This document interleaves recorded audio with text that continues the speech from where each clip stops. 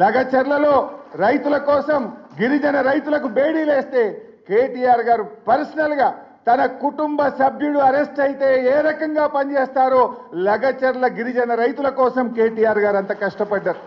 వారి బెయిల్ కోసం, వారిని విడుదల చేయడం కోసం వారి కుటుంబ సభ్యులను కూడా 3 సార్లు కలిసి ధైర్యాన్ని ఇచ్చి ఆ కుటుంబాలకు కూడా అండగా నిలబడి వాళ్ళను జైలు నుంచి గౌరవంగా బయటకు తేవడంలో ఒక పార్టీ వర్కింగ్ ప్రెసిడెంట్ గా ఆయన కృషి చేశారు.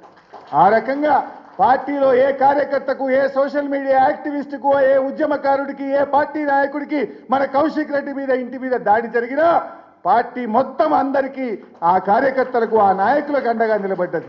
నేను ఇప్పుడు కూడా చెప్తున్నా, కేటీఆర్ గారు కూడా ఒక కార్యకర్తనే, కేటీఆర్ గారు కూడా పార్టీలో ఒక ఉద్యమకారుడే. ఇవాళ ఆయనకు ఆపదొస్తే కూడా మొత్తం పార్టీ కూడా వారికి అండగా నిలబడుతుంది.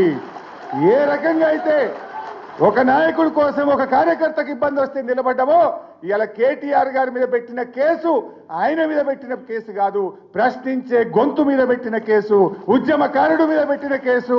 ఆయన గ్రాఫ్ పడిపోతుంది కనుక, రేవంత్ రెడ్డి ప్రభుత్వం రోజు రోజుకు దిగజారిపోతుంది కనుక ఇలాంటి కేసులు పెట్టి ప్రజల దృష్టి మరల్చాలనే ఒక కుట్రలో భాగంగానే కేటీఆర్ మీద కేసు తప్ప ఇది వ్యక్తిగతంగా ఆయన చేసిన తప్పు కాదు, నేరం అంతకంటే కాదు.